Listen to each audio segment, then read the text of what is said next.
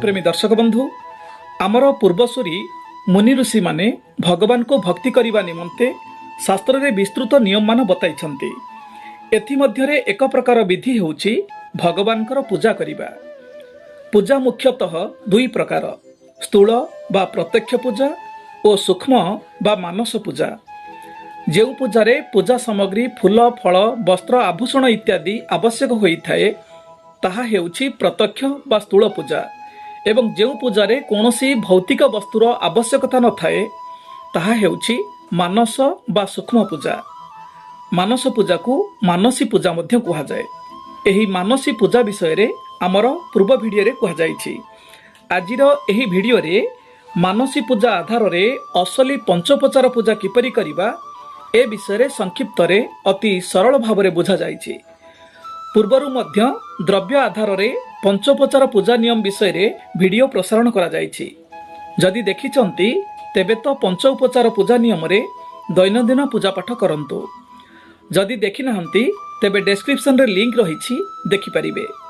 एबे आसंतु बिना द्रव्य रे केवल मानस चिंतन रे किपरि असली पंचोपचार पूजा करा जाए ताहा आजिर भिडियो रु जानिबा। विषय रहिछि असली पंचोपचार पूजा नियम।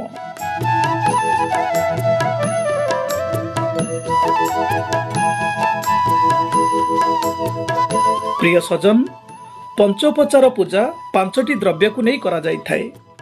ए विषय रे आपण माने पूर्व भिडियो रु जानिथिबे।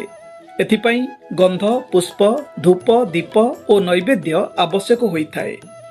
किंतु असली पंचोपचार पूजा रे एही सब द्रव्यर आवश्यक नहेले भी पांचटी द्रव्य यथा पत्र, पुष्प, फल, दीप और जलर चिंतन करने होइथाए।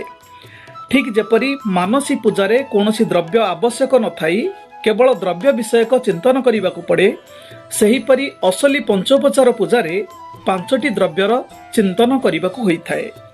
मात्र एही पूजार विधि रहिछि। विधि मुताबक असली पंचोपचार पूजा कले अन्य सबु स्थूल पूजा अपेक्षा एथिरे सर्वोत्तम लाभ मिलिथाए। तेबे आसंतु एही पूजार नियम विषय जानिबा। प्रथमे असली पंचोपचार पूजा करिबा पाई मनरे दुश्चिंता न रखी मन को संपूर्ण शुद्ध और स्थिर रखंतु। एहा परे जदि सकाळे पूजा करूछंती ताहले सफा आसन पकाई प्रार्थना कला भली पूर्व किंबा उत्तर दिग को मुख करी बसंतु। जदि संध्या समय रे पूजा करूछंती तेबे पश्चिम किंबा उत्तर दिग को मुख करी बसंतु। तापरे निजर गुरु अथवा इष्ट देवता को स्मरण करी हल्का भावरे आखि को बंद करी पूजा आरंभ करंतु। मने मने निजर हृदय को मंदिर बोली एवं आत्मा को भगवान बोली चिंतन करंतु। जेपरी सतसतिका मंदिर रे भगवानकर विग्रह सिंहासन रे बसिथिबार कल्पना करंतु। एहा परे निजर करपत्र जोड़ी अर्थात निजर दुई पापुली को नमस्कार मुद्रा रे प्रार्थना कला भली रखी भावना करंतु जे आपण भगवान को सम्मुख रे निजर हाथ जोड़ी बसिछंती। एहा हेउछि पूजार प्रथम द्रव्य समर्पण।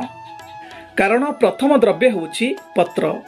एठारे आमर हस्त हेला पत्र। हस्तर अन्य नाम हेउछि कर। तेणु एठारे आमे करपत्र जोड़िले। एहा परे द्वितीय द्रव्य अर्थात पुष्प अर्पण करिबा। एठारे पुष्प हेउछि आमर मन। कारण मनर गोटिए नाम हेउछि सुमन। सुमन मध्य फूल को कहा जाए। तेणु भगवान को सुमन अर्थात पवित्र मनर फूल रे मने मने सजाई दियंतु। जेमिति लागिबो कि आपणक मन बहुत खुशी बा आनंद हेउछि। एहा परे तृतीय द्रव्य अर्थात फल अर्पण करंतु। एठारे फल बोइले निजर कर्मफल को भगवान का निकट रे अर्पण करंतु।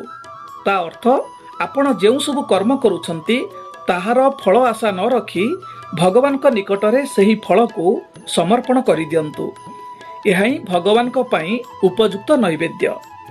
एहा परे चतुर्थ द्रव्य हला दीप जलाइबा। एठारे दीप कहिले ज्ञान दीप। निजर ज्ञान को जागृत करी भगवानकर विग्रह आलोकित हेबा सह निजे आलोकित हेउछंती बोली कल्पना करंतु। सभा शेष पंचम द्रव्य अर्थात जल बा पानी रे भगवान को पानी छड़ाई दियंतु।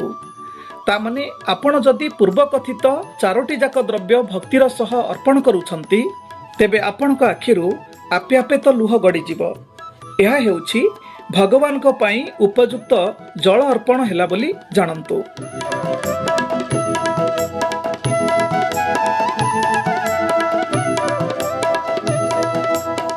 एही असली पंच उपचार पूजा को किपरि भगवान को निकटरे अति सरल भावरे व्यक्त करिवे से विषय मध्य जानिबा दरकार। एथिपई मने मने किछि कहिबाकू होइथाए, किंतु मने मने कहिला बेले जेपरि पाटी न खोले कि जीभ न हले एथिप्रति दृष्टि देवा आवश्यक। अवश्य जो माने मने मने कहिबा जानिछंती तांको पई एही मानसी पूजा अधिक सरल हेबो, किंतु नुआ नुआ जो माने मानसी पूजा करि थांती तांकर पाटी खोली जाए एवं जीभ मध्य आपे आपे हली थाए। मात्र बारंबार अभ्यास करिबा द्वारा धीरे धीरे ठीक होई जाए। एबे आसंतु जानिबा किपरि भगवान को मन कथा व्यक्त करिवे।